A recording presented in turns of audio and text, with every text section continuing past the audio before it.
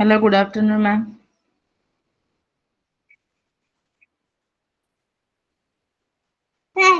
Patu.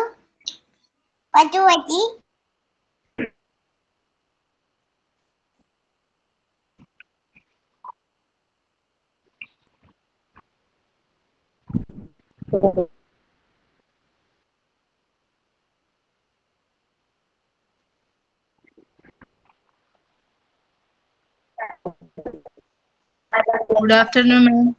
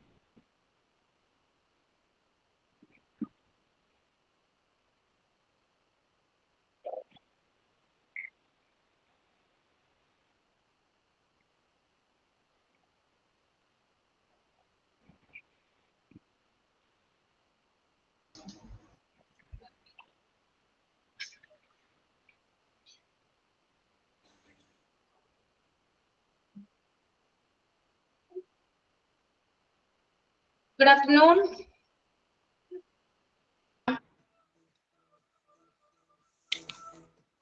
Good afternoon, ma'am. Good afternoon, ma'am. Good afternoon, ma'am. Good afternoon. Good afternoon, ma'am. Mic off ആണെന്ന് തോന്നുന്നു. നോക്കട്ടെ കേട്ടോ. Good afternoon, ma'am.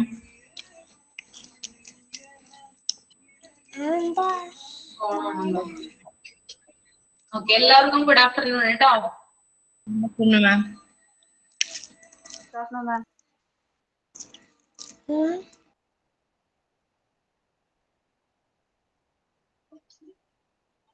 Volume കുറവായിരുന്നു. Okay, ഞാൻ പറയുന്നത് കേൾക്കുന്നുണ്ടോ? Yes, ma'am. Okay okay okay. അപ്പൊ എല്ലാവരും ഫുഡൊക്കെ കഴിച്ചല്ലോ അല്ലേ?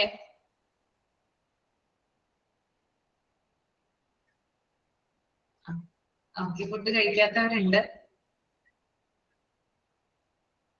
സമയത്തിനൊക്കെ ആഹാരം കഴിക്കുക കേട്ടോ. നമ്മുടെ ഹെൽത്ത് ആണ് ഏറ്റവും വലുതല്ലേ, അപ്പൊ അത് ശ്രദ്ധിക്കുക.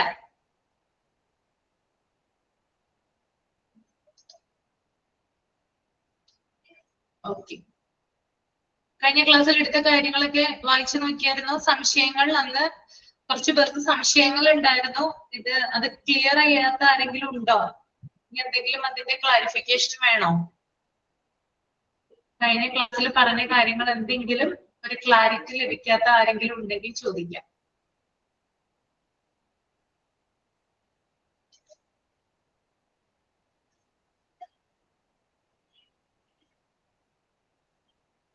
ഇല്ല?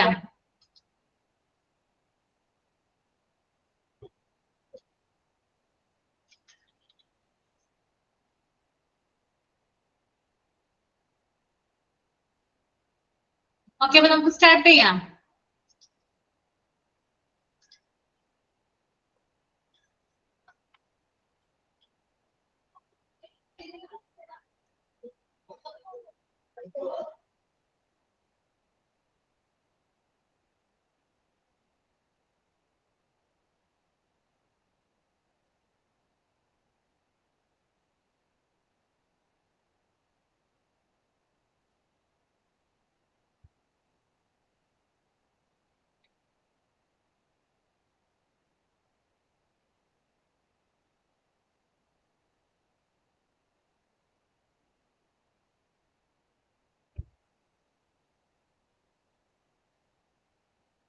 ഓക്കെ, അപ്പൊ കഴിഞ്ഞ ക്ലാസ്സിൽ നമ്മൾ ടൈപ്സ് ഓഫ് OPD ആണ് പറഞ്ഞു നിർത്തിയത്.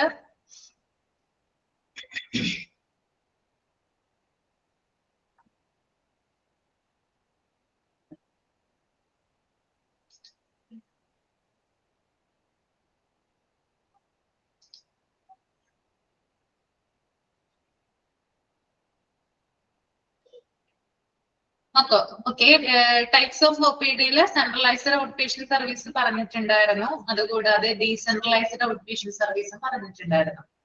അതിനുശേഷം നമ്മൾ ഇനി എടുക്കാനായിട്ട് പോകുന്നത് based on type of patient, അതായത് പേഷ്യന്റിനെ എങ്ങനെയാണ് കാറ്റഗറൈസ് ചെയ്തിരിക്കുന്നത് നമുക്ക് നോക്കാം ഒ പി ഡിയിൽ. ഓക്കെ, എങ്ങനെയാണ് പേഷ്യന്റിനെ കാറ്റഗറൈസ് ചെയ്തിരിക്കുന്നത്? ഓക്കെ, അപ്പൊ ഫസ്റ്റ് ജനറൽ ഔട്ട് പേഷ്യന്റ് എന്ന് പറഞ്ഞു കൊടുത്തിട്ടുണ്ട്. കാണാനായിട്ട് സാധിക്കുന്നുണ്ടോ? ടെക്സ്റ്റ് ബുക്ക് എല്ലാവരും നോക്കുക കേട്ടോ. എല്ലാവർക്കും കാണാൻ പറ്റുന്നില്ലേ? ടെക്സ്റ്റ് കിട്ടാത്തവർക്ക് PDF കാണാൻ പറ്റുന്നില്ലേ? ഓക്കെ, അപ്പൊ എന്താണ് general out patient? All patients other than emergencies who report directly to OPD. അതായത് എമർജൻസി അല്ലാത്ത പേഷ്യൻസ് അവര് ഡയറക്റ്റ് ആയിട്ട് OPD-യിൽ റിപ്പോർട്ട് ചെയ്യുവാണെങ്കിൽ അവരെ വിളിക്കുന്ന പേരാണെന്ത്? ജനറൽ ഔട്ട് പേഷ്യന്റ് എന്ന് പറയുന്നത്. ഓക്കെ, അതായത് സാധാരണ രോഗങ്ങൾ വരുന്ന ആളുകൾ, ഇപ്പൊ ഒരു പനിയാകാം, അല്ലെങ്കിൽ ഒരു ചുമയാവാം, കഫാകാം, അങ്ങനെ സാധാരണ രീതിയിലുള്ള രോഗങ്ങൾ കൊണ്ട് വരുന്ന പേഷ്യൻസ് ആണെന്ത്? ജനറൽ ഔട്ട് പേഷ്യന്റ് എന്ന് പറയുന്നത് കേട്ടോ. അതായത് എമർജൻസി കെയർ ആവശ്യമില്ലാത്ത ഡയറക്റ്റ് ആയിട്ട് OPD-യിൽ റിപ്പോർട്ട് ചെയ്യുന്ന പേഷ്യൻസിനെ നമുക്ക് എന്ത് വിളിക്കാം? ജനറൽ ഔട്ട് പേഷ്യന്റ് എന്ന് വിളിക്കാം. ഓക്കെ, നമ്മളൊക്കെ ജനറൽ ഔട്ട് പേഷ്യന്റ് ആണ്. ഭൂരിഭാഗം ആളുകളും ഹോസ്പിറ്റലിൽ വരുന്നത് ജനറൽ ഔട്ട് പേഷ്യന്റ് ആയിട്ട് തന്നെയാണ്. കുറച്ചധികം ആളുകൾ മാത്രമാണ് എമർജൻസി പേഷ്യന്റ് ആയിട്ട് അവിടെ ചെല്ലുന്നത്. ക്ലിയർ ആണോ? General out patient. Okay, then രണ്ടാമത്തത് എമർജൻസി ഔട്ട് പേഷ്യന്റ് ആണ്. അപ്പൊ പേരിൽ തന്നെ ഉണ്ട്, പേരിൽ നിന്ന് തന്നെ നമുക്ക് മനസ്സിലാകും എന്താണ് എമർജൻസി ഔട്ട് പേഷ്യന്റ് എന്നുള്ളത്. A person given emergency medical care for A condition. അതായത് ഒരു വ്യക്തി, അതായത് ഒരു രോഗി, അദ്ദേഹത്തിന് എമർജൻസി കെയർ ആവശ്യമാണെങ്കിൽ ആ രോഗിയെ നമുക്ക് എമർജൻസി ഔട്ട് പേഷ്യന്റ് എന്നാണ് വിളിക്കേണ്ടത്. ഓക്കെ, അതായത് പെട്ടെന്ന് ഒരു സാഹചര്യത്തിൽ ഇപ്പൊ ഒരാളെ ആക്സിഡന്റ് പറ്റിക്കൊണ്ടുവരിക, അല്ലെങ്കിൽ എന്തെങ്കിലും ഒരു അപകടമോ കാര്യങ്ങളോ പറ്റിക്കൊണ്ടുവരുവാണെങ്കിൽ അദ്ദേഹത്തെ നമ്മൾ എന്താണ് വിളിക്കുന്നത്? എമർജൻസി ഔട്ട് പേഷ്യന്റ് എന്നാണ് വിളിക്കുന്നത്. അദ്ദേഹത്തിന് ഇമ്മീഡിയറ്റ് കെയർ ആവശ്യമുണ്ട്. സോ അദ്ദേഹത്തെ വിളിക്കുന്ന പേരാണെന്ത്? Emergency out patient. അപ്പൊ ആദ്യത്തെ നമ്മൾ പറഞ്ഞു ജനറൽ ഔട്ട് പേഷ്യന്റ് എന്ന് പറഞ്ഞാല് എമർജൻസി കെയർ ആവശ്യമില്ലാത്ത ഡയറക്റ്റ് ആയിട്ട് OPD-യിൽ സാധാരണ അസുഖങ്ങളുമായിട്ട് വരുന്ന രോഗികളെ ജനറൽ ഔട്ട് പേഷ്യന്റ് എന്ന് വിളിക്കുന്നു. രണ്ടാമത്തത് എമർജൻസി മെഡിക്കൽ കെയർ ആവശ്യമുള്ള രോഗികളെ എമർജൻസി ഔട്ട് പേഷ്യന്റ് എന്നാണ് വിളിക്കുന്നത്. ഓക്കെ, ദെൻ മൂന്നാമത്തതാണ് റെഫേർഡ് ഔട്ട് പേഷ്യന്റ്. അതെന്താണ് നമുക്ക് നോക്കാം. A patient referred to OPD by his practitioner for specific treatment. അതായത് ഒരു പേഷ്യന്റിനെ ഒരു ഡോക്ടർ റെഫർ ചെയ്യുകയാണ്. ഇപ്പോ സാധാരണഗതിയിൽ നമ്മൾക്ക് എന്തെങ്കിലും അസുഖങ്ങളൊക്കെ വരുമ്പോൾ നമ്മൾ ചിലപ്പോൾ ഒരു ഫിസിഷ്യനെ ആയിരിക്കും കാണിക്കുന്നത്. ഫിസിഷ്യനെ കാണിച്ചു കഴിയുമ്പോൾ അദ്ദേഹം പറയും, എന്നെ അല്ല കാണേണ്ടത്, നിങ്ങൾ വേറെ ഒരു സ്പെഷ്യലിസ്റ്റിനെ കാണണം എന്ന് പറയും. ഓക്കെ, അതായത് ചിലപ്പോ ആ രോഗിക്ക് സ്പെഷ്യൽ ആയിട്ടുള്ള ട്രീറ്റ്മെന്റും കാര്യങ്ങളും ആവശ്യമുണ്ടായിരിക്കാം. അതുകൊണ്ടായിരിക്കാം ഡോക്ടർ അങ്ങനെ പറയുന്നത്. അപ്പൊ എന്ത് ചെയ്യും? ഈ രോഗി അല്ലെങ്കിൽ ഈ ഒരു പേഷ്യന്റ് ആ ഡോക്ടർ പറയുന്നതിനനുസരിച്ചിട്ട് ഏത് ഡോക്ടറെയാണോ കാണേണ്ടത് ആ ഒരു ഡോക്ടറെ കാണാനായിട്ട് ചെല്ലുകയും അതിനു വേണ്ടിയിട്ട് OPD-യിൽ റിപ്പോർട്ട് ചെയ്യുകയും ചെയ്യും. രണ്ട് രീതിയിലാണ് ഇത് വരുന്നത്. ഒന്നെന്ന് പറഞ്ഞാൽ നമ്മളിപ്പോ ഒരു സാധാരണ അസുഖമായിട്ട് നമ്മൾ ജനറൽ ഔട്ട് പേഷ്യന്റ് ആയിട്ട് നമ്മളൊരു ഡോക്ടറെ കൺസൾട്ട് ചെയ്യുവാണെന്ന് വിചാരിക്കാം. അങ്ങനെ കൺസൾട്ട് ചെയ്യുന്ന സാഹചര്യത്തിൽ ഡോക്ടർ പറയുന്നു, തനിക്കുള്ള ചികിത്സ എന്റെ അടുത്തല്ല, വേറൊരു ഡോക്ടർ ഉണ്ട്, അദ്ദേഹത്തിന് ഞാൻ എഴുതിത്തരാം എന്ന് പറയും. അങ്ങനെ ആ ഡോക്ടറിന്റെ, അതായത് ഈ ഡോക്ടർ വിവരങ്ങളും ഈ പേഷ്യന്റുമായി ബന്ധപ്പെട്ടിട്ടുള്ള ഇൻഫോർമേഷൻസും ഡീറ്റെയിൽസ് ഒക്കെ വെച്ചിട്ട് മറ്റൊരു ഡോക്ടർക്ക്, അതായത് അദ്ദേഹത്തിന്റെ രോഗം എന്താണോ അതുമായി ബന്ധപ്പെട്ടിട്ടുള്ള സ്പെഷ്യലിസ്റ്റിന് എന്ത് ചെയ്യും? റെഫർ ചെയ്യും. അങ്ങനെ റെഫർ ചെയ്ത് കഴിയുമ്പോൾ പിന്നീട് എന്താണ് ചെയ്യുക? ആ ഒരു ഡിപ്പാർട്ട്മെന്റുമായിട്ട് ഈ ഒരു രോഗി സമീപിക്കും, അല്ലെ? അപ്പോ ആ ഒരു രോഗിയെ പറയുന്ന പേരാണത് റെഫേർഡ് ഔട്ട് പേഷ്യന്റ് എന്ന് പറയുന്നത്. ഓക്കെ, അല്ലെങ്കിൽ പിന്നെ സാധാരണയായിട്ട് നമ്മൾക്ക് അറിയാം, അതായത് ഏതെങ്കിലും ഒരു സാധാരണ അസുഖങ്ങൾക്ക് നമ്മൾ ചിലപ്പോൾ നമ്മുടെ തൊട്ടടുത്തുള്ള ഹോസ്പിറ്റലൊക്കെ ആയിരിക്കും പോകുന്നത്. അവിടെ ചെന്ന് കാണുമ്പോഴും ചിലപ്പോൾ ആ ഡോക്ടർ പറയുന്നുണ്ടാകാം, ഇവിടെയല്ല കാണിക്കേണ്ടത്, നിങ്ങൾ ഇന്ന ഒരു ഡിപ്പാർട്ട്മെന്റിൽ പോയിട്ട് കാണിക്കണം എന്ന് പറയുന്നുണ്ടാവും. ഇതിനെ പറയുന്ന പേരാണെന്ത്? റെഫേർഡ് ഔട്ട് പേഷ്യന്റ് എന്ന് പറയുന്നത്. അപ്പൊ ഒരു ഡോക്ടറെ കണ്ടു, പക്ഷെ ആ പേഷ്യന്റിനെ ഡോക്ടർ പ്രിഫർ ചെയ്യുന്നത് മറ്റൊരു സ്പെഷ്യലിസ്റ്റിനെ കാണിക്കാനാണ്. അപ്പൊ ഇത്തരത്തിലുള്ള പേഷ്യൻസിനെ പറയുന്ന പേരാണെന്ത്? റെഫേർഡ് ഔട്ട് പേഷ്യന്റ് എന്ന് പറയുന്നത്. ക്ലിയർ ആണോ? നിങ്ങളൊക്കെ ഇതിനകത്ത് എക്സ്പീരിയൻസ് ഉണ്ടാവും, ആരെങ്കിലുമൊക്കെ ഉണ്ടാവും അല്ലെ? ഇല്ലാതെ ഉണ്ടാവില്ല, ഒരിക്കലെങ്കിലും എക്സ്പീരിയൻസ് ചെയ്തിട്ടുണ്ടാവും ഇങ്ങനെയുള്ള സംഭവങ്ങൾ. ഓക്കെ, അപ്പോ 3 കാര്യങ്ങളാണ്. 1 general out patient, 2 emergency out patient, 3 referred out patient. Okay, അപ്പൊ ഇത് 3ഉം ക്ലിയർ ആയെന്ന് വിചാരിക്കുന്നു. ഇനി നമുക്ക് അടുത്തത് നോക്കാം. മാനേജീരിയൽ കൺസിഡറേഷൻ, അതായത് ഒരു ഒ പി ഡിക്ക് ഉണ്ടാവേണ്ട ചില കാര്യങ്ങളാണ്, ഒ പി ഡിയുടെ പരിഗണനയിൽ വരേണ്ട ചില കാര്യങ്ങളാണ് ഇനി അടുത്തതായിട്ട് പറയാനായിട്ട് പോകുന്നത്. ഫസ്റ്റ് 1 പബ്ലിക് റിലേഷൻ ഉണ്ടായിരിക്കണം എന്നാണ് പറയുന്നത്. എന്താണ് പബ്ലിക് റിലേഷൻ എന്നതുകൊണ്ട് ഉദ്ദേശിക്കുന്നത്? What is mean by public relation? എന്താണ് പബ്ലിക് റിലേഷൻ?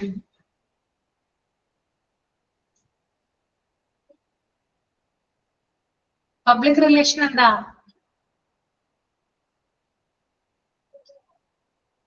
ഒന്ന് കമന്റ് ചെയ്യാമോ? എന്താ public relation? Good communication with people. അത് തന്നെ, അതാണ് പബ്ലിക് റിലേഷൻ അല്ലെ? Good communication with people. അതായത് ഇവിടെ പീപ്പിൾ എന്ന് ഉദ്ദേശിക്കുന്നത് രോഗികള് അല്ലെ? രോഗികളാകാം, അതുപോലെ തന്നെ രോഗികളുടെ ബൈസ്റ്റാൻഡേഴ്സ് ആകാം. അവരോട് സൗഹൃദപരമായിട്ടുള്ള പെരുമാറ്റം, ഒരു ഫ്രണ്ട്ലി ആയിട്ടുള്ള അപ്രോച്ച് ഉണ്ടായിരിക്കുക എന്നുള്ളതാണ്.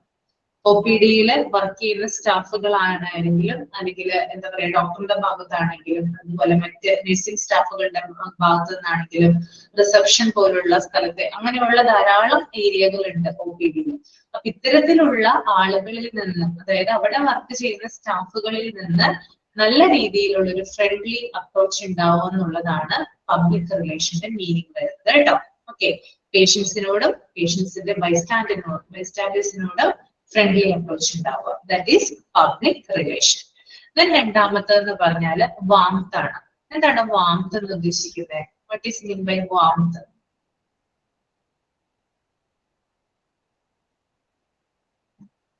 കമന്റ് ചെയ്യാമോ? വാംത്ത് എന്താണ്? ഊഷ്മളത എന്നാ പറയാ മലയാളത്തിൽ അതിനെ കേട്ടോ. ഊഷ്മളത എന്ന് പറയും മലയാളം മീനിങ്. അതായത് നല്ല രീതിയിൽ, അതായത് രോഗികൾക്ക് കുറച്ചും കൂടി സൗകര്യപ്രദമായിട്ടുള്ള രീതിയിൽ, അല്ലെങ്കിൽ നല്ല സൗഹൃദപരമായിട്ടുള്ള രീതിയിലുള്ള സമീപനത്തിനെയാണ് വാംത്ത് എന്ന് പറയുന്നത് കേട്ടോ. ഓക്കെ, അതായത് നന്നായിട്ട് പെരുമാറാന്നുള്ളതാണ്. അവിടെ വരുന്ന രോഗികളോടായാലും ബന്ധുക്കളോടായാലും നല്ല രീതിയിൽ പെരുമാറുക. ആദ്യത്തേതിന്റെ മീനിങ് ആണ് രണ്ടാമത്തേനും വരുന്നത് കേട്ടോ. ഓക്കെ, നല്ല രീതിയിൽ രോഗികളെ സമീപിക്കുക, അവരെ നല്ല രീതിയിൽ അപ്രോച്ച് ചെയ്യുക. ഓക്കെ, ദെൻ മൂന്നാമത്തെ പോയിന്റ് ആണ് റെസ്പെക്ട്. റെസ്പെക്ട് എന്താണ്? രോഗികളെ ബഹുമാനത്തോടെ കാണണം. പേഷ്യൻസിനെ എന്ത് ചെയ്യണം? നമ്മൾ ബഹുമാനത്തോടെ കണ്ടാൽ മാത്രമാണ് എന്ത് ചെയ്യുക, അവർ ഹോസ്പിറ്റലിലേക്ക് വരിക, അല്ലെങ്കിൽ അവർ വരില്ല. എത്ര നല്ല ട്രീറ്റ്മെന്റ് ഉണ്ട്, എത്ര നല്ല ചികിത്സയുണ്ട്, അല്ലെങ്കിൽ എത്ര നല്ല ഡോക്ടർമാരുണ്ടെന്ന് പറഞ്ഞു കഴിഞ്ഞാലും നല്ല രീതിയിലുള്ള ഒരു പെരുമാറ്റ മനോഭാവം, അല്ലെങ്കിൽ നല്ല രീതിയിലുള്ള ഒരു റെസ്പെക്റ്റും കാര്യങ്ങളൊക്കെ ഇല്ലെങ്കിൽ പേഷ്യൻസ് ആരും എന്ത് ചെയ്യില്ല, ഹോസ്പിറ്റലിൽ വരില്ല. ഓക്കെ, അപ്പൊ രോഗികളെ എന്ത് ചെയ്യണം? റെസ്പെക്റ്റോടുകൂടി കാണണം. ദെൻ അതുപോലെ തന്നെ അടുത്ത പോയിന്റ് ആണ് മിനിമം വെയിറ്റിംഗ്. മിനിമം വെയിറ്റിംഗ് എന്താണ്? മിനിമം വെയിറ്റിംഗ് എന്ന് പറയുന്നത് അതായത് കുറഞ്ഞ കാത്തിരിപ്പ് സമയം. നമ്മളൊന്ന് ആലോചിച്ച് നോക്കിയാൽ നിങ്ങൾക്ക് അറിയാനായിട്ട് സാധിക്കും. നമ്മളൊരു ഹോസ്പിറ്റലിൽ പോയി കഴിഞ്ഞാൽ നമ്മൾ എപ്പോഴാണ് തിരിച്ചു വരുന്നത്? ആലോചിച്ച് നോക്കിയിട്ടുണ്ടോ? രാവിലെ പോയി കഴിഞ്ഞാൽ നമ്മൾ എപ്പോഴാ വരിക തിരിച്ച്? കുറെ അധികം മണിക്കൂറുകൾ എടുക്കും അല്ലെ? ചിലപ്പോ നമ്മൾ രാവിലെ പോയി കഴിഞ്ഞാൽ രാത്രിയോ വൈകിട്ടോ ഒക്കെ ആയിരിക്കും നമ്മൾ എന്ത് ചെയ്യുക, വീട്ടിൽ തിരിച്ചെത്തുക.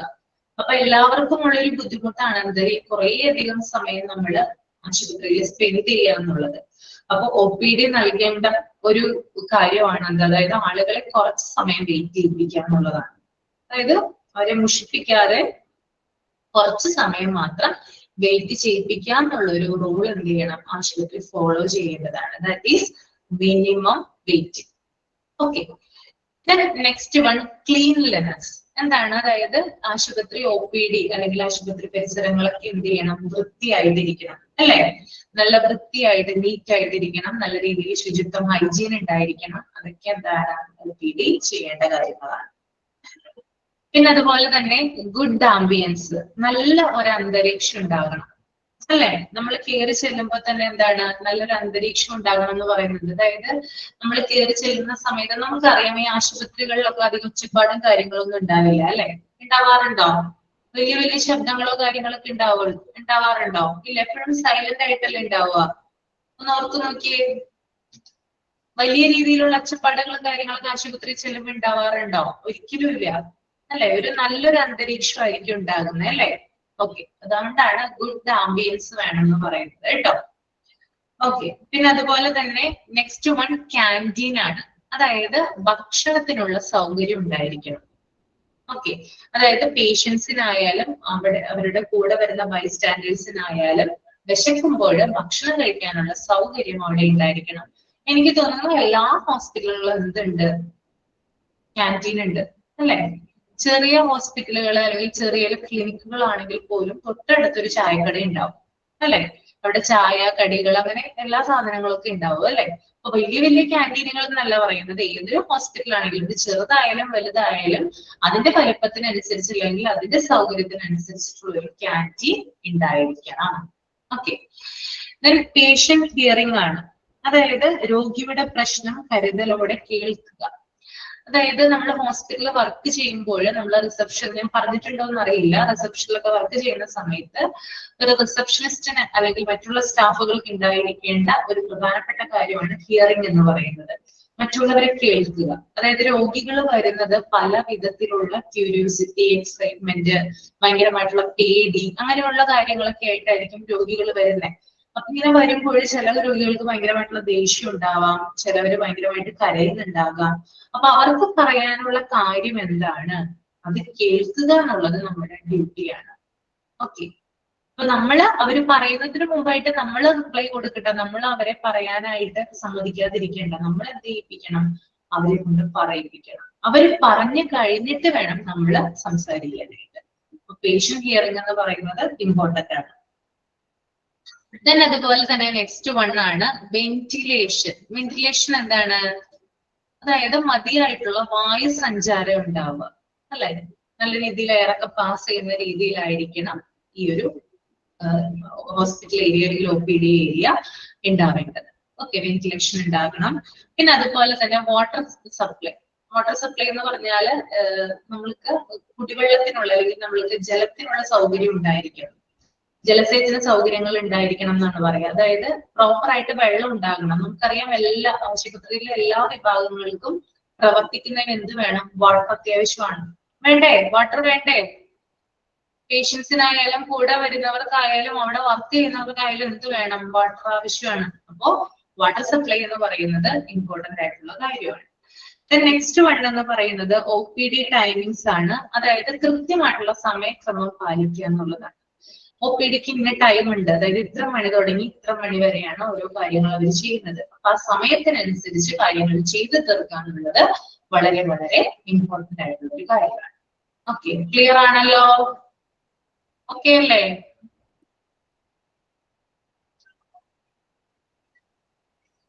ഓക്കെ, അപ്പൊ ഇത്രയുമാണ് മാനേജീരിയൽ കൺസിഡറേഷനിൽ വരുന്നത് കേട്ടോ.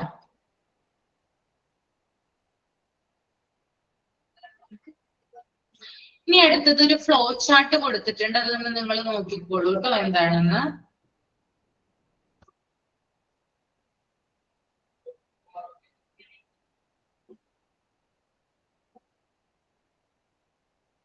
ജസ്റ്റ് ഒന്ന് നോക്കുക.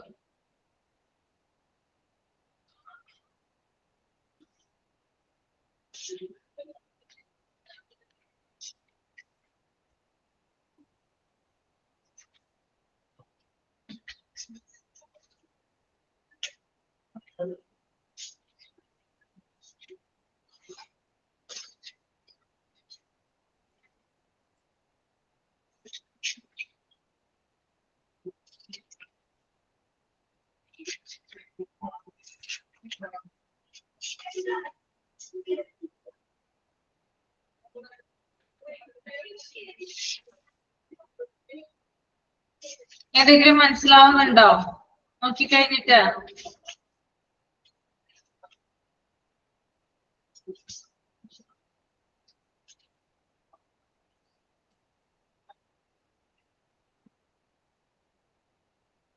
ഓക്കെ, എന്താണ് മനസ്സിലായത്? ഒന്ന് മെസ്സേജ് ചെയ്യാമോ? എന്താണ് മനസ്സിലായത്?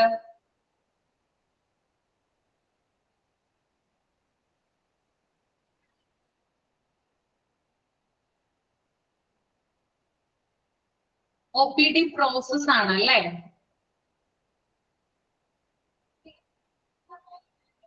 ആ, അതായത് OPD പ്രോസസ്, അതായത് OPD-യിലുള്ള ഒരു ഫ്ലോ ആണ് കാണിക്കുന്നത്. നമ്മൾ മുമ്പ് ഇതേപോലെ തന്നെ ഒരു ഫ്ലോ ചാർട്ട് കണ്ടിട്ടുണ്ടായിരുന്നു. ആ, അതിന്റെ കുറച്ചും കൂടി ഡീറ്റെയിൽസ് അറിയാനുള്ള കാര്യങ്ങളാണ് ഇതിനകത്തുള്ളത് കേട്ടോ. എൻ്റർ ചെയ്ത് തുടങ്ങുന്നത് മുതൽ അത് കഴിയുന്നത് വരെയുള്ള ഒരു പ്രോസസ്സാണ്. ഓക്കെ, അപ്പൊ നമുക്കൊന്ന് നോക്കാം. യൂണി ഡയറക്ഷണൽ ഫ്ലോ അതാണ്. അതായത് പേഷ്യന്റ് അറൈവിംഗ് അറ്റ് OPD, അതായത് പേഷ്യന്റ് ആദ്യം OPD-യിലേക്ക് വരുന്നു.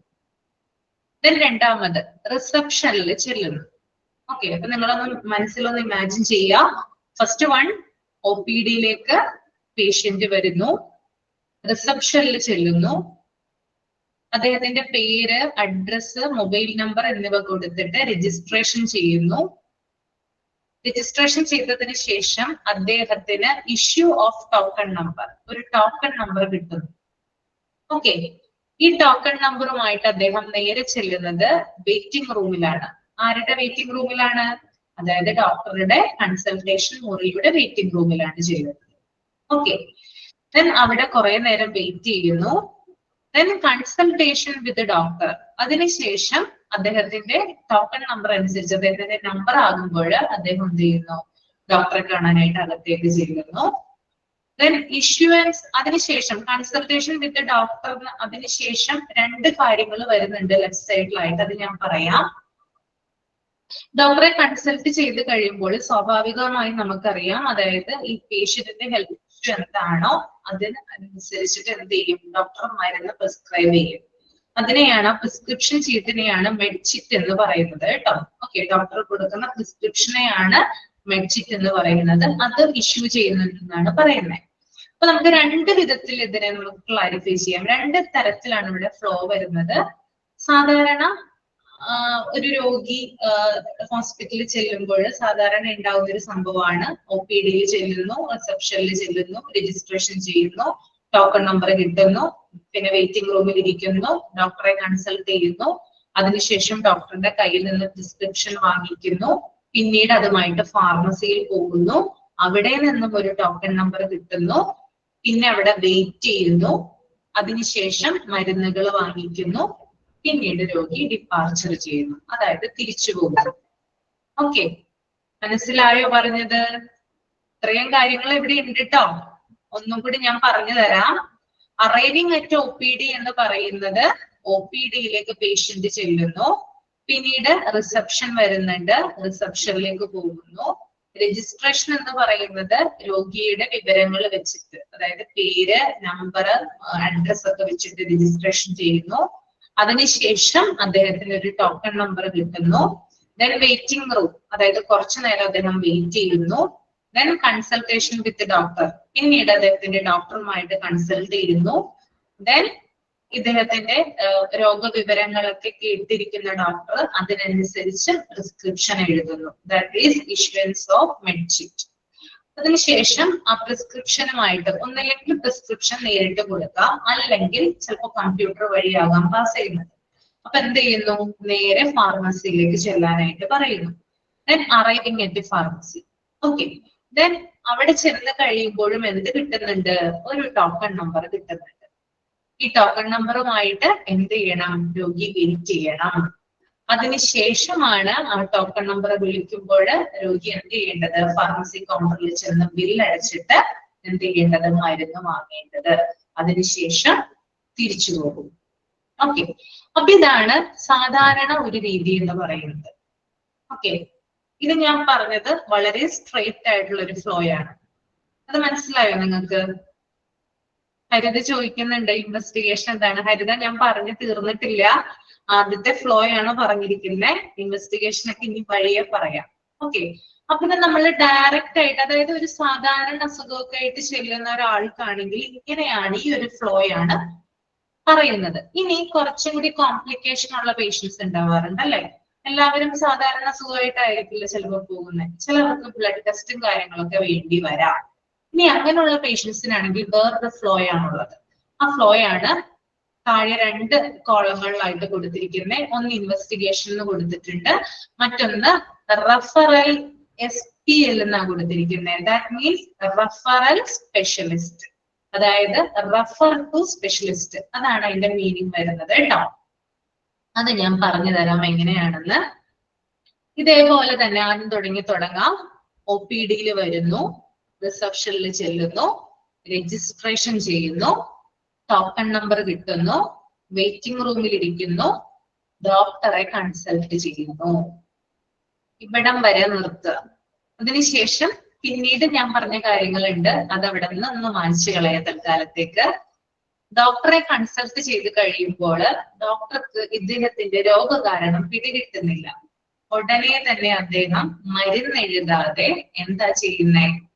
ചിലപ്പോ ബ്ലഡ് ടെസ്റ്റ് എഴുതാം, അല്ലെങ്കിൽ എക്സ്റേ എടുക്കാം, അല്ലെങ്കിൽ സ്കാൻ ചെയ്യാം. That is investigation. അങ്ങനെയല്ലേ നമ്മൾ ചെയ്യുന്നേ? നമ്മൾ ഡോക്ടറെ കാണാൻ ചില ഡിഫിക്കൽട്ടി വരുന്ന സമയത്ത് നമ്മൾക്ക് നേരെ മരുന്ന് എഴുതി തരാറില്ല ഡോക്ടർ. ഓക്കെ, ഹരിത കേട്ടോളൂ കേട്ടോ. എന്ത് ചെയ്യാറില്ല? മരുന്ന് എഴുതി തരാറില്ല ഡയറക്റ്റ് ആയിട്ട്. ചിലപ്പോ ബ്ലഡ് ടെസ്റ്റ് ചെയ്യാൻ പറയും, അല്ലെങ്കിൽ യൂറിൻ ടെസ്റ്റ് ചെയ്യാൻ പറയും, അല്ലെങ്കിൽ എക്സ്റേ എടുക്കാൻ പറയും. എന്നിട്ട് അതെടുത്ത് ഒന്നുകൂടി എന്നെ കാണാനായിട്ട് പറയും. ആരെ? ഡോക്ടറെ കാണാനായിട്ട് പറയും. അപ്പൊ രോഗി എന്ത് ചെയ്യും? നേരെ ഇൻവെസ്റ്റിഗേഷൻ ഫെസിലിറ്റീസിലോട്ട് പോകും. ഇൻവെസ്റ്റിഗേഷൻ ഫെസിലിറ്റീസ് എന്ന് പറഞ്ഞാൽ എന്താണ്? ഒന്നില്ലെങ്കിൽ അത് ലാബ് ആകാം, അല്ലെങ്കിൽ എക്സ്റേ റൂം ആകാം, അല്ലെങ്കിൽ സ്കാൻ ചെയ്യുന്ന സ്ഥലമാവാം. അവിടെ ചെന്നിട്ട് അത് എടുക്കുന്നു. ബ്ലഡ് ആണെങ്കിൽ ബ്ലഡ് കൊടുക്കുന്നു, എക്സ്റേ ആണെങ്കിൽ അതിനുള്ള കാര്യങ്ങൾ ചെയ്യുന്നു, സ്കാൻ ആണെങ്കിൽ സ്കാൻ എടുക്കുന്നു. അതിനുശേഷം കുറച്ചു നേരം വെയിറ്റ് ചെയ്തിട്ട് എന്ത് ചെയ്യുന്നു? പിന്നീട് ആ റിസൾട്ടുമായിട്ട് ഡോക്ടറെ ഒന്നും കൂടി കാണുന്നു. അങ്ങനെയല്ലേ നമ്മൾ ചെയ്യുന്നേ? ആ റിസൾട്ടായിട്ട് നമ്മൾ പിന്നെ വീട്ടിൽ പോവോ? ഇല്ലല്ലോ. എന്ത് ചെയ്യും? അത് ഡോക്ടറെ കാണിക്കണം, കാരണം നമുക്ക് മരുന്ന് കിട്ടിയിട്ടില്ല. ദെൻ ഇതിന് ശേഷം ഡോക്ടറെ നമ്മൾ കാണുന്നത്, അതായത് ഈ ടെസ്റ്റ് റിസൾട്ട് ഒക്കെ ആയിട്ട് ഡോക്ടറെ കാണുന്നു. ഡോക്ടർ എന്ത് ചെയ്യുന്നു? അതൊക്കെ നോക്കിയിട്ട് നമുക്ക് മരുന്ന് എഴുതി തരുന്നു. ടെസ്റ്റ് റിസൾട്ടിന്റെ ബേസിൽ എന്ത് ചെയ്യുന്നു? മരുന്ന് എഴുതുന്നു. പിന്നീട് ആ മരുന്ന്, അതായത് ആ പ്രിസ്ക്രിപ്ഷനുമായിട്ട് നമ്മൾ ഫാർമസിയിൽ പോകുന്നു. പിന്നീട് അവിടെ വെയിറ്റ് ചെയ്യുന്നു, മരുന്ന് കളക്ട് ചെയ്യുന്നു, തിരിച്ചു പോകുന്നു. ഇതാണ് രണ്ടാമത്തെ രീതി. ക്ലിയർ ആണോ? That is investigation purpose. Okay ആണോ? ഇപ്പൊ രണ്ടാമത്തെ രീതിയാണ് ഞാൻ പറഞ്ഞത്. ആദ്യത്തെ രീതി പറഞ്ഞു, പിന്നീട് ഇപ്പൊ രണ്ടാമത്തെ രീതി പറഞ്ഞു. ഇനി അടുത്തതാണ് മൂന്നാമത്തെ രീതി. മൂന്നാമത്തെ രീതി നമുക്കൊന്ന് നോക്കാം എങ്ങനെയാണെന്ന് അല്ലെ. മൂന്നാമത്തേതെന്ന് പറഞ്ഞാല് OPD വരുന്ന പേഷ്യന്റ് റിസപ്ഷനിൽ ചെല്ലുന്നു, രജിസ്ട്രേഷനിൽ ചെയ്യുന്നു, ടോക്കൺ നമ്പർ എടുക്കുന്നു, വെയിറ്റിംഗ് റൂമിൽ ഇരിക്കുന്നു, ഡോക്ടറുമായി കൺസൾട്ട് ചെയ്യുന്നു. അതിനുശേഷം ഡോക്ടറെ കൺസൾട്ട് ചെയ്തതിനു ശേഷം നേരെ ഇൻവെസ്റ്റിഗേഷനിലേക്ക് പോകുന്നു. കാരണം അദ്ദേഹത്തിന് ഫൈൻഡ് ഔട്ട് ചെയ്യാനായിട്ട് സാധിക്കുന്നില്ല. ഇൻവെസ്റ്റിഗേഷൻ റിസൾട്ടുമായിട്ട് ഇദ്ദേഹം വീണ്ടും ആരെ കാണുന്നു? ഡോക്ടറെ കാണുന്നു. പേഷ്യന്റ് ഇപ്പൊ ഡോക്ടറെ കണ്ടപ്പോൾ ഡോക്ടർക്ക് ഒരു പ്രശ്നം തോന്നി. ഇത് എന്റെ കയ്യിൽ ഒതുങ്ങുന്ന കേസല്ല, ഇതെന്ത് വേറെ എന്തെങ്കിലും ചെയ്യേണ്ട ആവശ്യമുണ്ടെന്ന് ഡോക്ടർക്ക് തോന്നുന്ന സമയത്ത് ഡോക്ടർ എന്ത് ചെയ്യുന്നു? തനിക്ക് പറ്റാത്ത ഒരു കാര്യം, തന്റെ ഡിപ്പാർട്ട്മെന്റ് അല്ലാത്തൊരു കാര്യം ആ ഡോക്ടർ കൈകാര്യം ചെയ്യില്ല. കൈകാര്യം ചെയ്യോ?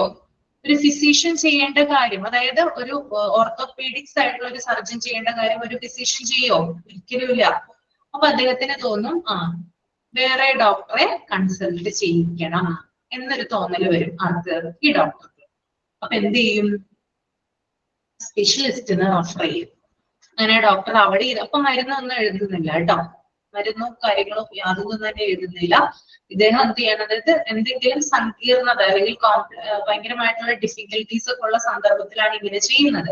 അപ്പൊ പെട്ടെന്ന് തന്നെ ആ ഹോസ്പിറ്റലിൽ തന്നെയുള്ള സ്പെഷ്യലിസ്റ്റിനെ കാണാനായിട്ട്, ചിലപ്പോ ഓർത്തോ ആവാം, അല്ലെങ്കിൽ നെഫ്രോ ആകാം, അല്ലെങ്കിൽ എന്താ പറയാ നമ്മുടെ ഒഫ്താൽമോളജി ആകാം, അങ്ങനെ ഏത് ഡിപ്പാർട്ട്മെന്റ് ആയിക്കോട്ടെ ആ രോഗിയുടെ രോഗവുമായി ബന്ധപ്പെട്ടിട്ടുള്ള ഡിപ്പാർട്ട്മെന്റിലേക്ക് എന്ത് ചെയ്യുന്നു, റെഫർ ചെയ്യുന്നു. ഫോർ എക്സാമ്പിൾ, എക്സ്റേ ആണ് ഇൻവെസ്റ്റിഗേഷൻ ആയിട്ട് രോഗി എടുത്തിട്ടുള്ളതെങ്കിൽ എക്സ്റേയിൽ ചിലപ്പോൾ ചില പ്രശ്നങ്ങൾ ഉണ്ടെങ്കിൽ നേരെ ഓർത്തോപീഡിക്സ് ഡിപ്പാർട്ട്മെന്റിലേക്കാണ് റെഫർ ചെയ്യുന്നത്. അങ്ങനെ നേരെ എന്ത് ചെയ്യുന്നു, ഓർത്തോപീഡിക്സ് ഡിപ്പാർട്ട്മെന്റിലേക്ക് റെഫർ ചെയ്യുന്നു. ആ ഒരു ഡിപ്പാർട്ട്മെന്റിലെ ഓർത്തോപീഡിക് സർജനെ ചിലപ്പോൾ കാണേണ്ടി വന്നേക്കാം. അങ്ങനെ എന്ത് ചെയ്യുന്ന ആ രോഗി റെഫർ സ്പെഷ്യലിസ്റ്റ്, അതായത് സ്പെഷ്യലിസ്റ്റിനെ കാണാനായിട്ട് പോകും. ഓക്കെ, അപ്പോഴും ഇദ്ദേഹത്തിന്റെ കൂടെ ആ ടെസ്റ്റ് റിസൾട്ടും കാര്യങ്ങളൊക്കെ ഉണ്ട് കേട്ടോ. ദെൻ ആ സ്പെഷ്യലിസ്റ്റിനെ കാണുന്നു, അദ്ദേഹമായിരിക്കും ഇവിടെ മരുന്ന് എഴുതുന്നത് കേട്ടോ. മെഡിസിൻ എഴുതുന്ന ആരാണ്? സ്പെഷ്യലിസ്റ്റ് ആയിരിക്കും. ദെൻ ആ സ്പെഷ്യലിസ്റ്റിനെ കണ്ടതിന് ശേഷം നേരെ എങ്ങോട്ടാ വരുന്നത്? പിന്നെ എങ്ങോട്ടാ വരുന്നത്? നമുക്ക് ആദ്യത്തെ ഡോക്ടറെ കാണേണ്ട ആവശ്യമുണ്ടോ? ഉണ്ടോ? നിങ്ങൾ നോക്കി ഒന്ന്, റെഫറൽ സ്പെഷ്യലിസ്റ്റിന്റെ അവിടെ ഒരു നേരെ സ്ട്രെയിറ്റ് ആയിട്ട് ഒരു ആരോ പോകുന്നുണ്ട്, ഫാർമസിയിലേക്ക് പോകുന്നു അല്ലെ? ദെൻ അവിടെ നിന്ന് ടോക്കൺ നമ്പർ എടുക്കുന്നു, വെയിറ്റിംഗ് റൂമിൽ ഇരിക്കുന്നു, മെഡിസിൻസ് കളക്ട് ചെയ്യുന്നു, വീട്ടിലേക്ക് പോകുന്നു. അപ്പൊ ഇതാണ് എന്ത്, OPD പ്രോസസ് എന്ന് പറയുന്നത് കേട്ടോ. എല്ലാവർക്കും നല്ല രീതിയിൽ ക്ലിയർ ആണെന്ന് വിചാരിക്കുന്നു. അപ്പൊ 3 രീതിയാണ് ഞാനിപ്പോ ഇവിടെ പറഞ്ഞു തന്നത്. എല്ലാവർക്കും ഓക്കെയല്ലേ? അപ്പൊ ആരോചിഹ്നം അങ്ങനെ കിടക്കുന്നു, സ്ട്രെയിറ്റ് വരാം, കോമ ഇങ്ങനെ കിടക്കുന്നു എന്ന് വിചാരിച്ചിട്ട് ടെൻഷനൊന്നും ആവേണ്ട ആവശ്യമില്ല. സിമ്പിൾ പ്രോസസ് ആണ്. ഇങ്ങനെയാണ് രോഗി വന്നു പോകുന്നത് കേട്ടോ. ഓക്കെ, നമ്മളും ഇങ്ങനെ ചെയ്തിട്ടുണ്ടാകാം, നിങ്ങൾ ചിലപ്പോൾ ഓർമ്മയിൽ ഉണ്ടാവും അങ്ങനെയുള്ള കാര്യങ്ങളൊക്കെ. ഞാനതൊന്നും കൂടി ഓർമ്മിപ്പിച്ചതേ ഉള്ളൂ. ഓക്കെ, അത് ഇത്രയേ ഉള്ളൂ. ഇനി അടുത്തത് നമുക്ക് മാനേജ്മെന്റ് സ്ട്രക്ചർ നോക്കാം എന്താണെന്ന് കേട്ടോ. അതൊന്ന് ജസ്റ്റ് ഒന്ന് ആ പേജ് ഒന്ന് റീഡ് ചെയ്യൂ കേട്ടോ. പ്രോബ്ലം സെറ്റ് OPD ഉണ്ടല്ലോ, അവിടെ വരെ ഒന്ന് റീഡ് ചെയ്യൂ.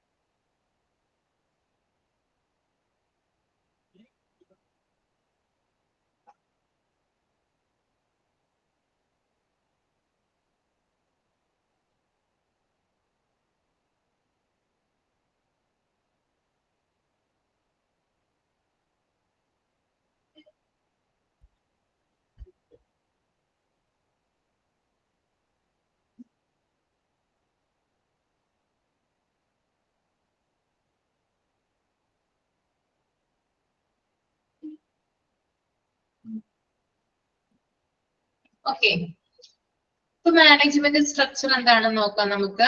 ഫസ്റ്റ് പോയിന്റ് എന്ന് പറയുന്നത് flow of patients should be smooth, easy and quick. അതായത് പേഷ്യന്റിന്റെ ഒഴുക്ക്, അതായത് ആശുപത്രിയിൽ വരുന്ന പേഷ്യൻസ് എന്ന് പറയുന്നത് അവരുടെ ഒരു പ്രോസസ്സ് സ്മൂത്ത് ആയിരിക്കണം. അതുപോലെ തന്നെ ഈസി ആയിട്ട് കൊണ്ടുപോകാനായിട്ട് സാധിക്കണം, എളുപ്പത്തിൽ സാധിക്കുന്നതും ആയിരിക്കണം. ഓക്കെ, അതായത് പേഷ്യൻസ് ഒക്കെ വരുന്ന സമയത്ത് അവരെ സ്മൂത്ത് ആയിട്ട് ഹാൻഡിൽ ചെയ്യാനും എളുപ്പത്തിൽ അവർക്ക് വേണ്ടിയിട്ടുള്ള കാര്യങ്ങൾ ചെയ്തു കൊടുക്കാനും വളരെ ഈസി ആയിട്ട് അവരെ ഡോക്ടറുടെ കൺസൾട്ടേഷൻ റൂമിൽ എത്തിക്കാനൊക്കെ ഉള്ള ഒരു സൗകര്യം എവിടെ ഉണ്ടായിരിക്കണം? OPD-യിൽ ഉണ്ടായിരിക്കണം. That is first point. Then second point, provision of sufficient number of staff. അതായത് ആവശ്യത്തിനുള്ള സ്റ്റാഫുകൾ ഉണ്ടായിരിക്കുക എന്നുള്ളതാണ്. ഒ പി ഡിയിൽ എന്ത് വേണം? ആവശ്യത്തിനുള്ള സ്റ്റാഫുകൾ ഉണ്ടായിരിക്കണം. അത് മസ്റ്റ് ആണ്. സ്റ്റാഫുകൾ ഇല്ലെങ്കിൽ എന്താ സംഭവിക്കുക? സ്റ്റാഫുകളുടെ എന്താ പറയാ അഭാവം അല്ലെങ്കിൽ ആബ്സെൻസ് കൊണ്ട് എന്താ സംഭവിക്കുക? ഒ പി ഡിയിൽ കമന്റ് ചെയ്തേ. എന്താ സംഭവിക്കുക? രോഗികൾക്ക് നല്ല രീതിയിലുള്ള കെയർ കിട്ടുമോ? ഇല്ല, കിട്ടില്ല അല്ലെ? ഓക്കെ. അപ്പോ മതിയായിട്ടുള്ള സ്റ്റാഫുകൾ ഉണ്ടായിരിക്കുക എന്നുള്ളതാണ്. ദെൻ മൂന്നാമത്തത് പാർക്കിംഗ് ആണ്.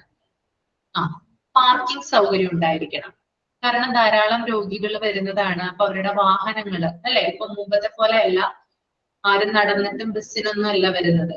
എല്ലാവരും അവരവരുടെ വാഹനങ്ങളിലാണ് വരുന്നത് അല്ലെ. അപ്പൊ മതിയായ പാർക്കിംഗ് സൗകര്യം, കാറുകളും ടൂ വീലേഴ്സും ഒക്കെ പാർക്ക് ചെയ്യാനുള്ള സൗകര്യങ്ങള് ആശുപത്രിയിൽ ഉണ്ടായിരിക്കണം എന്നാണ് പറയുന്നത്. Okay, that is management structure. ഇനി നെക്സ്റ്റ് വൺ പറയാനായിട്ട് പോകുന്നത് organisational components of O P D. O P ഡിയുടെ ഓർഗനൈസേഷണൽ കമ്പോണൻസ് എന്താണെന്നാണ് പറയുന്നത് കേട്ടോ. ഫസ്റ്റ് പോയിന്റ് എന്ന് പറയുന്നത്, അതായത് ഒ പി ഡിയുടെ പ്രധാനപ്പെട്ട ഘടകങ്ങൾ, ആ ഒരു ഓർഗനൈസേഷന് വേണ്ടിയിട്ടുള്ള പ്രധാനപ്പെട്ട ഘടകങ്ങൾ. ഫസ്റ്റ് മെഡിക്കൽ സ്റ്റാഫുകളാണ്. മെഡിക്കൽ സ്റ്റാഫ് എന്ന് പറഞ്ഞാൽ സെൻട്രൽ ടു ഓർഗനൈസേഷൻ. ഒരു ഹോസ്പിറ്റലിന്റെ നെടുന്തൂണായിട്ട് നിൽക്കുന്നത് അവിടെയുള്ള സ്റ്റാഫുകളാണ്. സോ അവരെ ഒരു ഹോസ്പിറ്റലിന്റെ കേന്ദ്ര ഭാഗം എന്ന് വിശേഷിപ്പിക്കാനായിട്ട് സാധിക്കും. ഓക്കെ, ഇപ്പൊ മെഡിക്കൽ സ്റ്റാഫ് എന്താണ്? സെൻട്രൽ ടു ഓർഗനൈസേഷൻ ആണ്. രണ്ടാമത്തത് നഴ്സിംഗ് സ്റ്റാഫ്. നഴ്സിംഗ് സ്റ്റാഫിൽ വരുന്നത് ആരൊക്കെയാണ്? നഴ്സസ് വരാം, ANMs വരാം. ANMs എന്തോ? ANMs ഫുൾ ഫോം അറിയാമോ? ANMs ഓക്സിലറി നഴ്സ് മിഡ്വൈഫറീസ് എന്നാണ് കേട്ടോ. ഓക്സിലറി നഴ്സ് മിഡ്വൈഫ്സ് എന്ന് പറയും, മിഡ്വൈഫറീസ് എന്ന് പറയും. അതായത് സൂതകർമ്മിണികൾ എന്നൊക്കെ പറയും നമ്മള്. ഈ ഡെലിവറി സമയത്തൊക്കെ നഴ്സസിനെയൊക്കെ വേണ്ടി സഹായിക്കുന്ന അല്ലെങ്കിൽ ഡെലിവറി ഒക്കെ ചെയ്യാൻ എക്സ്പീരിയൻസ്ഡ് ആയിട്ടുള്ള ആളുകളാണ് എന്ത്? ഓക്സിലറി നഴ്സ് മിഡ്വൈഫ് എന്ന് പറയുന്നത്. ഓക്കെ, അപ്പൊ അവരാണ് നഴ്സിംഗ് സ്റ്റാഫിൽ വരുന്നത്. മൂന്നാമത്തേതാണ് സബ് സർവിയന്റ് സ്റ്റാഫ് ആണ്. സബ് സർവിയന്റ് സ്റ്റാഫിൽ വരുന്നത് ഒന്ന് റേഡിയോളജി വിഭാഗത്തിലെ ആളുകൾ. റേഡിയോളജി ഡിപ്പാർട്ട്മെന്റിൽ പ്രവർത്തിക്കുന്ന ആളുകളില്ലേ, എക്സ്റേ എടുക്കുന്ന ആളുകളുണ്ട്, അതുപോലെ തന്നെ സ്കാൻ ചെയ്യുന്ന ആളുകളുണ്ട്, അതിന്റെ റിപ്പോർട്ട് തയ്യാറാക്കുന്ന ആളുകളുണ്ട്. ഓക്കെ, അവരാണ്. പിന്നെ അതുപോലെ തന്നെ ലബോറട്ടറിയിൽ, അതായത് ലബോറട്ടറിയിൽ തന്നെ നമുക്ക് ലബോട്ടമിസ്റ്റ് ഉണ്ട്, അതുപോലെ തന്നെ ലബോറട്ടറിയുമായി ബന്ധപ്പെട്ട് പ്രവർത്തിക്കുന്ന ആളുകളുണ്ട്. ഓക്കെ, അതൊക്കെയാണ് അവിടെ വരുന്നത്. പിന്നെ ECG എടുക്കുന്ന അല്ലെങ്കിൽ അതിൽ സഹായിക്കുന്ന ധാരാളം സ്റ്റാഫുകളുണ്ട്. അപ്പൊ ഇവരൊക്കെ ആരായിട്ടാണ് കാണുന്നത്? സബ് സർവിയന്റ് സ്റ്റാഫ് ആയിട്ടാണ് കാണുന്നത് കേട്ടോ. അപ്പൊ റേഡിയോളജി വിഭാഗത്തിൽ പ്രവർത്തിക്കുന്ന, ലബോറട്ടറി വിഭാഗത്തിൽ പ്രവർത്തിക്കുന്ന, ECG എടുക്കുന്ന ആളുകളൊക്കെ സബ് സർവിയന്റ് സ്റ്റാഫാണ്.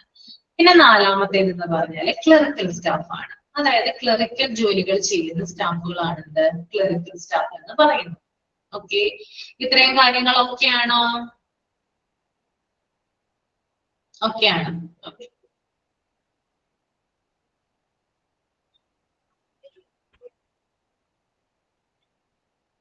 ഇനി അടുത്തത് പ്രോബ്ലം സെറ്റ് OPD ആണ്. നമ്മൾ ഈ OPDയുടെ കുറെ അധികം ബെനിഫിറ്റുകളും അവിടെ എന്തൊക്കെ കാര്യങ്ങൾ ഉണ്ടായിരിക്കണം അങ്ങനെയുള്ള കാര്യങ്ങളൊക്കെയാണ് ഇത്രയും നേരം ഡിസ്കസ് ചെയ്തത് അല്ലെ. എന്നാൽ ഇനി നമുക്ക് OPDയിലെ ചില പ്രോബ്ലംസ് എന്താണ് മെയിൻ ആയിട്ട് അവിടെയുള്ള പ്രശ്നങ്ങൾ എന്ന് നോക്കാം. എല്ലാ സ്ഥലത്തും പ്രശ്നങ്ങൾ ഉണ്ടാകും. അതുപോലെ തന്നെ ഹോസ്പിറ്റലിലെ OPDയിലും എന്തുണ്ടാവാറുണ്ട്? പ്രശ്നങ്ങൾ ഉണ്ടാവാറുണ്ട്. നിങ്ങൾ പ്രശ്നങ്ങൾ നടക്കുന്നത് കണ്ടിട്ടുണ്ടോ? ഹോസ്പിറ്റലിലെ OPDയില് കണ്ടിട്ടുണ്ടാവുമല്ലോ. ഏറ്റവും കൂടുതൽ പ്രശ്നങ്ങൾ ഉണ്ടാവുന്നത് OPD ഏരിയയിലല്ലേ? ആണ്. അതെ. അപ്പൊ നമുക്ക് നോക്കാം എന്തൊക്കെയാണ് OPDയിലെ പ്രോബ്ലംസ്. ആദ്യത്തേത് രണ്ട് കാറ്റഗറി ആയിട്ടാണ് ഇതിനെ തിരിച്ചിരിക്കുന്നത്. ഒന്ന് ജനറൽ പ്രോബ്ലംസ് എന്ന് പറഞ്ഞിട്ട് ഒന്ന് കൊടുത്തിട്ടുണ്ട്. രണ്ടാമത്തത് സ്പെസിഫിക് പ്രോബ്ലംസ്. ജനറൽ ആയിട്ടുള്ള പ്രോബ്ലംസ് എന്ന് പറഞ്ഞാൽ നമ്മൾ സാധാരണ കണ്ടുവരുന്ന ചില പ്രശ്നങ്ങളാണ്. ഇനി സ്പെസിഫിക് എന്ന് പറഞ്ഞാൽ അതിൽ തന്നെ കുറച്ചുകൂടി ഡെപ്ത് ആയിട്ടുള്ള ചില കാര്യങ്ങളാണ്. ചിലപ്പോൾ നമ്മൾ ആരും അറിയാത്ത അല്ലെങ്കിൽ അതിൽ ഒളിഞ്ഞിരിക്കുന്ന ചില കാര്യങ്ങളൊക്കെ ഇല്ലേ, അതാണ് സ്പെസിഫിക് പ്രോബ്ലംസ് എന്ന് പറയുന്നത് കേട്ടോ. അപ്പൊ ഫസ്റ്റ് നമുക്ക് നോക്കാം ജനറൽ പ്രോബ്ലംസ്. എന്നിട്ട് ആദ്യത്തെ point, insufficient number of doctors. It is found that there are a large number of patients waiting in front of the doctor's room.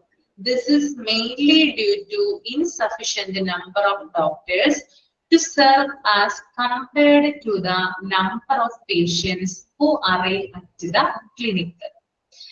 Insufficient number of doctors എന്ന് പറഞ്ഞാൽ എന്താണ് അർത്ഥം വരുന്നത്? അതായത് ഡോക്ടർമാരുടെ എണ്ണത്തിലുള്ള അപര്യാപ്തത, എണ്ണത്തിലുള്ള കുറവ്, അതാണ് അതിന്റെ മീനിങ്. ഓക്കെ, ഡോക്ടർമാരുടെ എണ്ണത്തിലുള്ള, പ്യോർ മലയാളം പറയുവാണെങ്കിൽ ഡോക്ടർമാരുടെ എണ്ണത്തിലുള്ള അപര്യാപ്തത എന്നാണ്. ദാറ്റ് മീൻസ് ഡോക്ടർമാരുടെ എണ്ണത്തിലുള്ള കുറവ്. ഓക്കെ, അതായത് കൂടുതൽ പേഷ്യൻസ്, നമുക്കറിയാം ഡോക്ടറുടെ മുന്നിൽ ഡോക്ടറുടെ മുറിക്ക് മുമ്പിൽ കാത്തു നിൽക്കാറുണ്ട് അല്ലെ. ഇത് എന്ത് കാരണത്താലാണ്? അതായത് ക്ലിനിക്കിലെത്തുന്ന രോഗികളുടെ എണ്ണവുമായി താരതമ്യം ചെയ്യുമ്പോൾ ആവശ്യത്തിനുള്ള ഡോക്ടർമാരുടെ എണ്ണം കുറവാണ്. ഓക്കെ, അതായത് രോഗികളുടെ എണ്ണം കൂടുതലാണ്, പക്ഷെ ഡോക്ടർമാരുടെ എണ്ണം കുറവാണ്. ഇതെന്ത് ഉണ്ടാവാനായിട്ട് ഇടയാക്കും? ഹോസ്പിറ്റൽ റൂമിന് മുന്നില്, ഡോക്ടർമാരുടെ റൂമിന് മുന്നില് എന്താണ് ഇത് ക്രിയേറ്റ് ചെയ്യുന്നത്? ഒന്ന് ആലോചിച്ച് നോക്കിയേ നിങ്ങള്.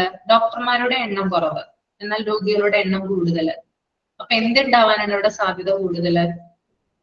തിരക്ക് ഉണ്ടാവാൻ സാധ്യത കൂടുതലാണ് അല്ലെ.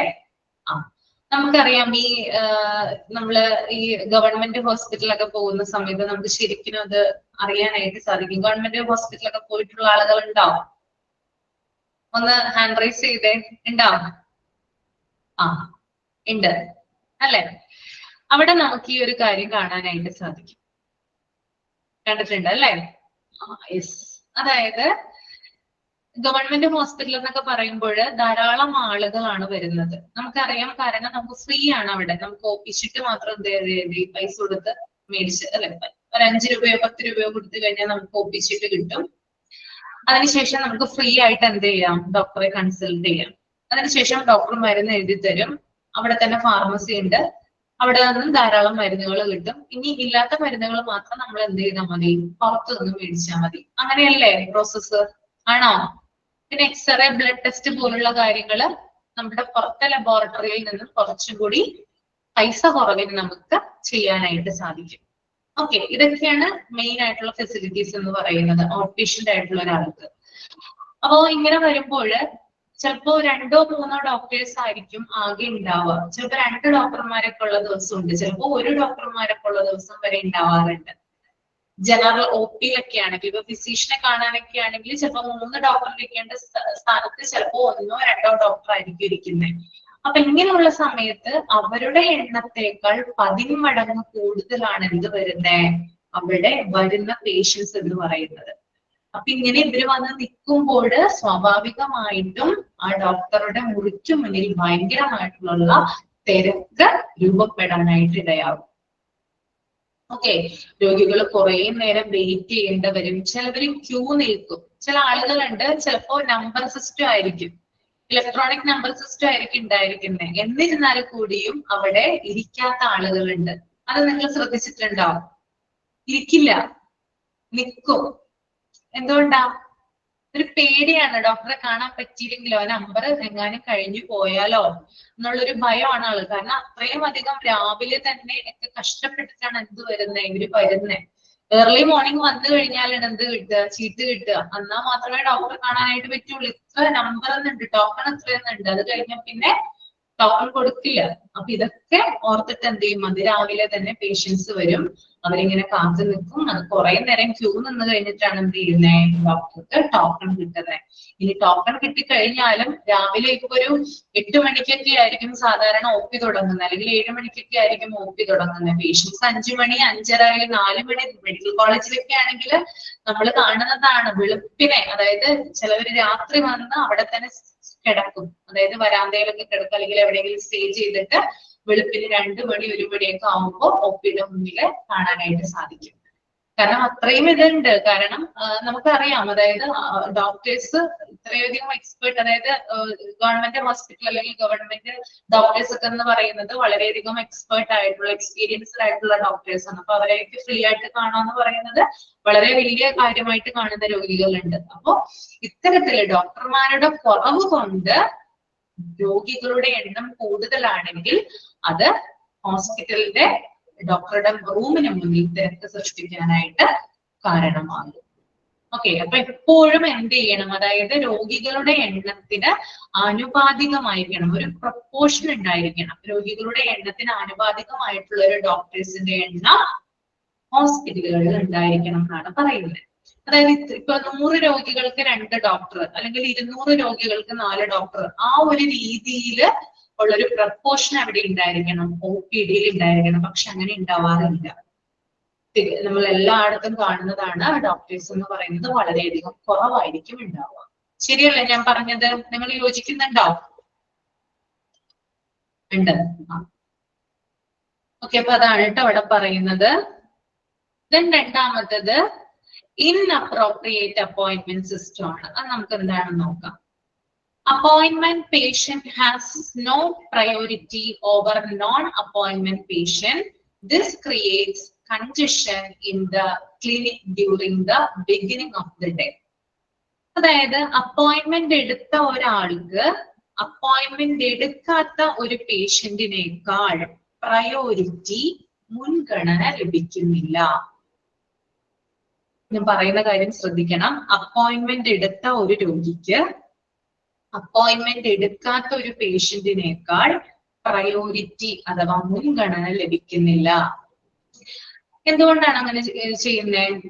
അതായത് നമ്മൾക്കറിയാം, പ്രോപ്പർ ആയിട്ടുള്ള ഒരു അപ്പോയിന്റ്മെന്റ് സിസ്റ്റം ഉള്ള ഒരു ഹോസ്പിറ്റൽ ആണെങ്കിൽ അപ്പോയിന്റ്മെന്റിനനുസരിച്ചിട്ട്, അതായത് ആളുകൾ ബുക്ക് ചെയ്യുന്ന സമയത്ത് അതായത് ഡോക്ടറിന്റെ അവൈലബിലിറ്റി കാര്യങ്ങളും മറ്റു രോഗികളുടെ സ്ലോട്ടിംഗ് ഒക്കെ നോക്കിയിട്ടാണ് നമുക്കുള്ള ടൈം തരുന്നത്. അപ്പൊ നമ്മൾ എന്ത് ചെയ്യും, ആ ടൈം ആകുമ്പോഴാണ് എന്ത് ചെയ്യാം, നമ്മൾ അവിടെ ചെല്ലുക. അവിടെ ചെന്നിട്ട് നമ്മൾ എന്ത് ചെയ്യും, നമ്മുടെ ഫയൽ എടുക്കും അല്ലെ. നമ്മളവിടെ ഇത് രജിസ്ട്രേഷൻ റിവ്യൂ ചെയ്താൽ മാത്രമാണ് നമുക്ക് അവിടുന്ന് ഫയൽ കിട്ടുക. അങ്ങനെ ഫയൽ കിട്ടി നമ്മള് ഡോക്ടറിന്റെ മുന്നിൽ കാത്തിരിക്കുന്ന സമയത്തായിരിക്കും അപ്പോയിന്റ്മെന്റ് എടുക്കാത്ത ചില പേഷ്യൻസ് ഉണ്ട്. അവര് ചിലപ്പോ ഏർലി മോർണിംഗ് ഒക്കെ വന്നു കഴിഞ്ഞിട്ട് എന്ത് ചെയ്യും, ഫയൽ എടുക്കും. ഫയൽ എടുക്കുന്നതിനനുസരിച്ചിട്ടാണ് എന്ത് ചെയ്യുന്നത്, നമ്മുടെ സമയം തീരുമാനിക്കുന്നത്. ശരിയാണോ? എഗ്രി ചെയ്യുന്നുണ്ടോ? ഫയൽ എടുക്കുന്നതിനനുസരിച്ചിട്ടല്ലേ? അതെ, നമ്മൾ അപ്പോയിന്റ്മെന്റ് എടുത്തു കഴിഞ്ഞാലും ഇപ്പൊ ഞാൻ നാളെ എനിക്കൊരു ഡോക്ടറെ കാണും, ഞാൻ അപ്പോയിന്റ്മെന്റ് എടുത്തു. അവരെന്നോട് പറയുവാണ് ഇന്ന സമയത്ത് വരാൻ പറയുവാണ്, ഞാൻ ഇന്ന സമയത്ത് ചെല്ലും. പക്ഷെ ഞാൻ ആ സമയത്ത് ചെന്നിരുന്നാൽ കൂടി വേറെ ആരെങ്കിലും അപ്പോയിന്റ്മെന്റ് എടുക്കാത്ത മറ്റാളുകൾ അവിടെ ചെന്നിട്ട് ഫയൽ എടുത്തിട്ടുണ്ടെങ്കിൽ അവർക്കാണ് പ്രയോറിറ്റി ലഭിക്കുക. അതുകൊണ്ടാണ് ഇവിടെ പറയുന്നത് അപ്പോയിന്റ്മെന്റ് എടുത്ത ഒരു രോഗിക്ക് അപ്പോയിന്റ്മെന്റ് എടുക്കാത്ത ഒരു പേഷ്യന്റിനേക്കാൾ പ്രയോറിറ്റി ലഭിക്കുന്നില്ല. ഓക്കെ, അപ്പൊ ഇത്തരത്തില് അപ്പോയിന്റ്മെന്റ് എടുത്ത പേഷ്യൻസും അപ്പോയിന്റ്മെന്റ് എടുക്കാത്ത പേഷ്യൻസും ഒക്കെ കൂടി എന്ത് ചെയ്യും, ഹോസ്പിറ്റലിലേക്ക് വരും. ഓക്കെ, അപ്പോ പ്രോപ്പർ ആയിട്ടുള്ള ഒരു അപ്പോയിന്റ്മെന്റ് സിസ്റ്റം അവിടെ വർക്കിംഗ് അല്ല എങ്കിൽ ഒരു ദിവസത്തിന്റെ തുടക്കത്തിൽ തന്നെ അതവിടെ തിരക്കുണ്ടാക്കുകയാണ് ചെയ്യുന്നത്. അപ്പൊ ഇതിലൂടെയും എന്ത് ക്രിയേറ്റ് ചെയ്യാം, റഷ് ക്രിയേറ്റ് ചെയ്യാം അല്ലെ. ഭയങ്കരമായിട്ടുള്ള തിരക്കുണ്ടാകാം. കാരണം അപ്പോയിന്റ്മെന്റ് എടുത്ത രോഗികൾ ഒരു വശത്ത്, അപ്പോയിന്റ്മെന്റ് എടുക്കാത്ത രോഗികൾ ഒരു വശത്ത്. അപ്പൊ രണ്ടുപേരും കൂടി ഒരുമിച്ച് വന്നു കഴിഞ്ഞാല് ഭയങ്കരമായിട്ടുള്ള തിരക്കും കാര്യങ്ങളൊക്കെ എന്ത് ചെയ്യാം, OPD-യിൽ അനുഭവപ്പെടാനുള്ള കാരണം ഉണ്ടാകും. ഓക്കെ, ക്ലിയർ ആണോ? ഓക്കെ,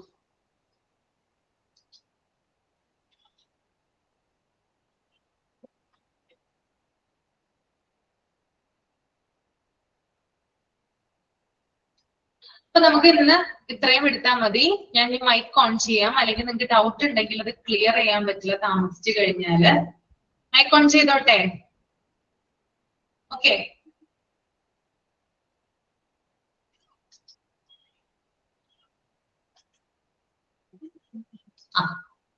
ഓക്കെ, ഇനി നിങ്ങൾക്ക് ഡൗട്ട് ഉണ്ടെങ്കിൽ ചോദിക്കാവുന്നതാണ് കേട്ടോ.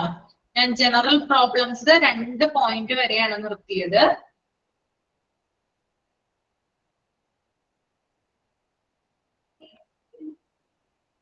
എല്ലാരും ഒന്ന് വായിച്ചു നോക്കും. എന്തെങ്കിലും ക്ലാരിഫിക്കേഷൻ വേണമെങ്കിൽ ചോദിക്കാവുന്നതാണ് കേട്ടോ.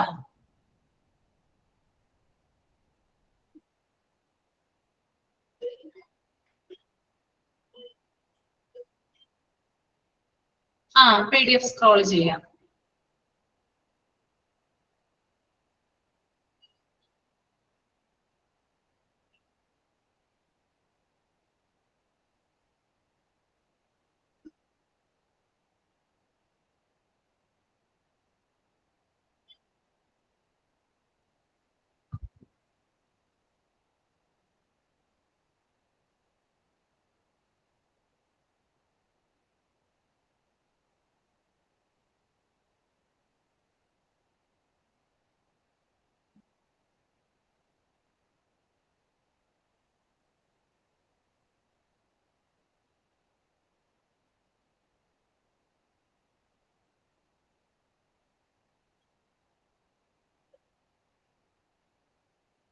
ക്ലറിക്കൽ സ്റ്റാഫ് എന്ന് പറഞ്ഞാൽ ക്ലറിക്കൽ ജോലികൾ ചെയ്യുന്ന സ്റ്റാഫാണ്. ഫയലുകളും മറ്റൊക്കെ കൈകാര്യം ചെയ്യുക, അങ്ങനെയുള്ള കാര്യങ്ങളൊക്കെ ചെയ്യുന്നതാണ് ക്ലറിക്കൽ സ്റ്റാഫ് കേട്ടോ.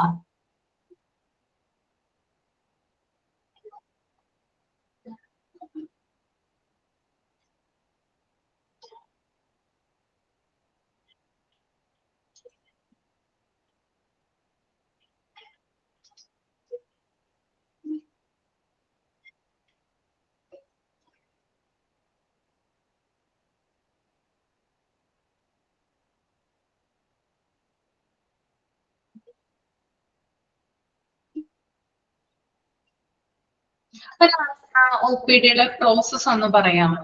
OPD പ്രോസസ് ഒരാള് ഒന്ന് എക്സ്പ്ലെയിൻ ചെയ്യാമോ?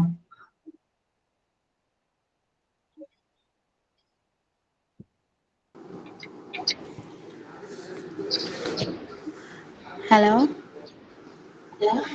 പറഞ്ഞോളൂ. ഷാനി ഫിറോസ് ആണോ? അതെ. ഒന്ന് എക്സ്പ്ലെയിൻ ചെയ്യാമോ? അപ്പൊ നമ്മൾ OPDയുടെ പ്രോസസ്സാണ് ഡിസ്കസ് ചെയ്യാൻ പോകുന്നത്. ഒരു പേഷ്യന്റ് ഹോസ്പിറ്റലിൽ എത്തുമ്പോൾ ഫസ്റ്റ് നമ്മൾ റിസപ്ഷനിലേക്കാണ് പോവുക. എന്നിട്ട് നമ്മൾ രജിസ്റ്റർ ചെയ്യുന്നു. നമ്മുടെ നെയിമും കാര്യങ്ങളൊക്കെ വെച്ച് നമ്മൾ രജിസ്റ്റർ ചെയ്തതിന് ശേഷം അവർ നമുക്ക് ടോക്കൺ നമ്പർ തരും. എന്നിട്ട് നമ്മൾ വെയിറ്റിംഗ് ഏരിയയിൽ ഇരിക്കണം.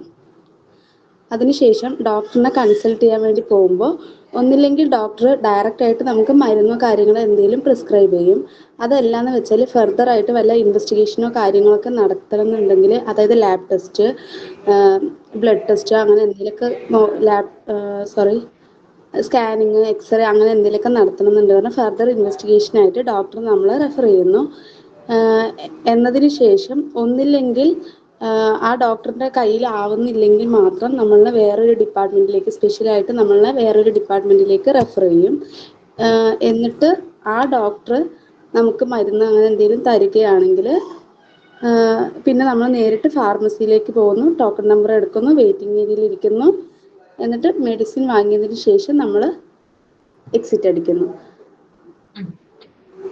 മാത്രമേ ഉള്ളൂ.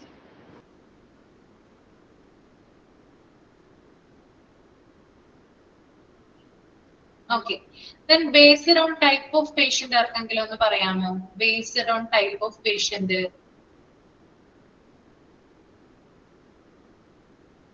ആരാ പറയുന്നേ? 3 പേഷ്യൻസ് അവരെ കാറ്റഗറൈസ് ചെയ്തിരിക്കുന്നതാണ്. ഒരാൾക്കൊന്ന് പറയാം.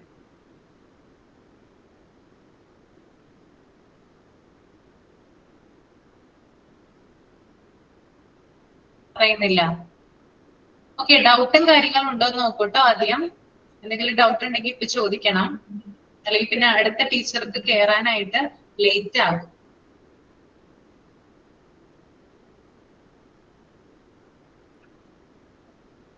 ഹരിത, any doubts?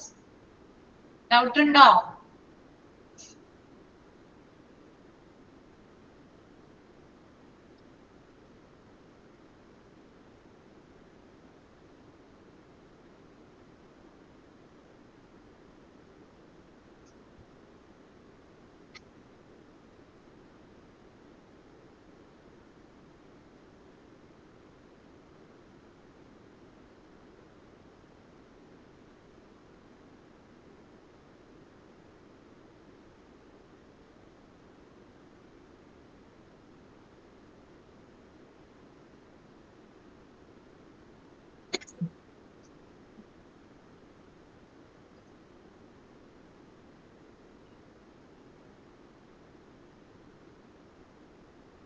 ANMന്റെ full form auxiliary nurse midwife.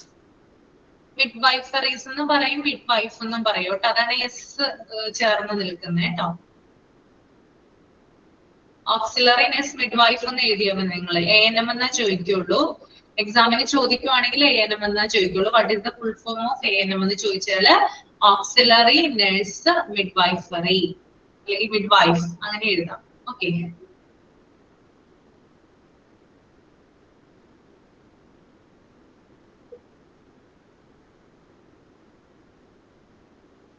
Okay അല്ലേ? ഇനി ക്ലാരിഫിക്കേഷന്റെ ആവശ്യമൊന്നുമില്ലല്ലോ. ഓക്കെയാണ്.